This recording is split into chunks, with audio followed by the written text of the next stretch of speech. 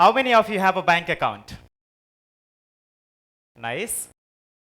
How many of you get a pocket money and get broke by the end of the month? Ah, so you people must listen to my talk now. Money management is the key skill for everyone who wishes to save their money, who wishes to get a bank account, who wishes to control their bad spending habit. I grew up in a family that had filled bucket of fear of money. My mother always challenged herself to fight against hunger. He never ate a lot because of dream of teaching me. My father worked as a teacher just to make enough money for our fundamental needs. My grandpa, he never went to his school. He never ate a lot. He never spent unnecessary things on unnecessary things because of the dreaming of owning more land by saving trickling money. That was my parents' opportunity to learn from him about how to make a financial plan, how to become a financial discipline, and how to make a responsible decision within a family. He set a clear vision regarding how to uplift his entire family out of limited land and money to a very prosperous family where we are living now with a full of dignity. Like a trustworthy saying in our continent, home is the first school where I learned the value of money.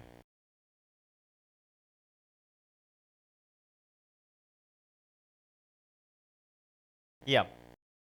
And on the one side of community, where our family was growing in a very well manner because of team leader of my grandfather. And in another side of same community, I saw a difference between people, difference between juniors and seniors, and between lovers too. The problem was everybody were misguided by money and its practice. In this context, I was taught that money management is something key aspect of life. Everybody felt that money is just for smart and wealthy people. When I was just 14, some of my friends were searching to fall in love, but I was trying to rise in my passion. I was trying to discovering one philosophy of mine. If everyone can learn early in school about their personal finance, they can handle their money, they can save their money, and they can best utilize their resources. After discovering this philosophy, many times I ask myself, come on man, you got a human life. You need to do something crazy. Then I realize I can be helpful for those people who wish to change their mindset of mishandling financial planning by being their mentor. The biggest mistake that most people make in their life when it comes to their personal finances, they do not plan for it. I would like to share one story from Alice in Wonderland. In that story, the cat tells the Alice that surely they will get somewhere as long as they walk long enough. However, without financial planning, you may not reach the destination where you want to go, and you would be directionless. After grade 8, I was transferred from my village to headquarters of my district, where I witnessed the wonderful cohesion within a people, the standard of living, and their access to finance. I was impressed by all those systems. I wanted to do a replication of same things to my village too.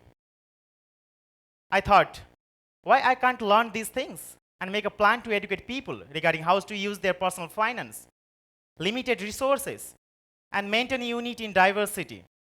According to me, financial illiterate is like being in a rainstorm. Try to jump into the raindrops, and eventually you will get that drops hits all the people at the same time. After my high school, I was awarded by an opportunity of collecting children and youth to teach them about personal finance. I had only known of a couple of people who have supported my volunteer work. I still remember those 13 youth in a class and enlightening them with the financial knowledge and its phenomena. I gave them the skills and attitude to make them more financial independence.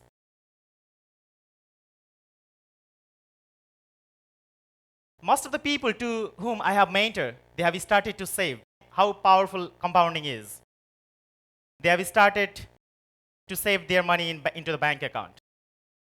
And they are becoming more financially disciplined. In the beginning, we face a lot of problems like collecting people, convincing people, and teach people, a place to teach people. In spite of all those hardships, my volunteers and I were aware not to cease to live, not to cease to our dream, because we are not in a condition to cease to live that we have imagined together.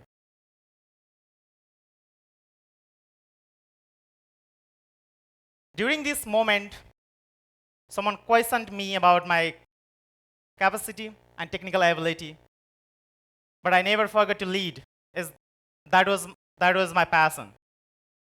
I continue to work in this field.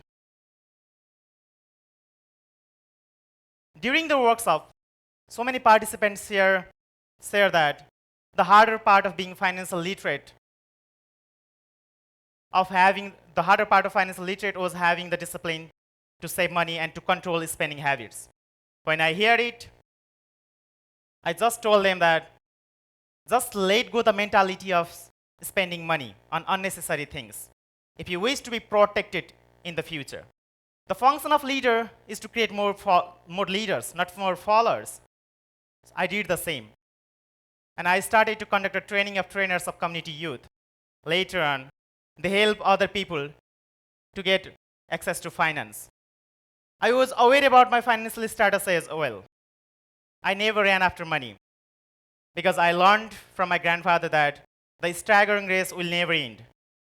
So instead, I try to find out successful entrepreneurship ideas, skills that helps me to find out the source of income. And later on, they chase me to fill my pockets. I had no idea being a Child and Youth Finance International Youth Committee member could become a change agent for financially illiterate society. The resource that I gained from Child and Youth Finance International, Organization for Economic Cooperation and Development, World Bank, MasterCard Foundation, and UNICEF, that made me capable to deliver financial literacy movement to almost 43,000 people and people of Nepal. Many of the children and youth I have mentored, they are up against the very same challenges that I faced as a children, that inspire me to teach more with enthusiasm, and that forms a desire to help other people to achieve their financial well-being dreams. And actually, that is my motivation. And that my motivation led me to win a number of achievements. Like I won the Global Award in House of Lords, UK Parliament. That was my super dream. I received the National Youth Talent Award from Nepal government. I became an author of financial literacy comic book. And I received $10,000 seed money from Accountability Lab to work in the finance accountability sector by making people financially literate. And recently, I was selected by US Embassy to do a civic engagement project out of 800 outstanding applications from all over the Nepal. And that opened the doors that I didn't even know existed. What I understand is that financial literacy and financial education has a wonderful relation to maintain the economic development of country. If people are financially literate and if people are economically active, the financial system of country goes in a smooth flow. Opening our new bank branches in unbanked areas by making people financially literate and by making them financially capable, that allows people to use financial product more wisely. And that helps to people to maintain their household daily expenses properly. I must say that financial literacy and financial education is a major policy priority in Nepal. It has included in its strategic plan. It has been identified as an important pillar in national 5 years financial sector development strategy. And Nepal government has just introduced own bank in own household campaign.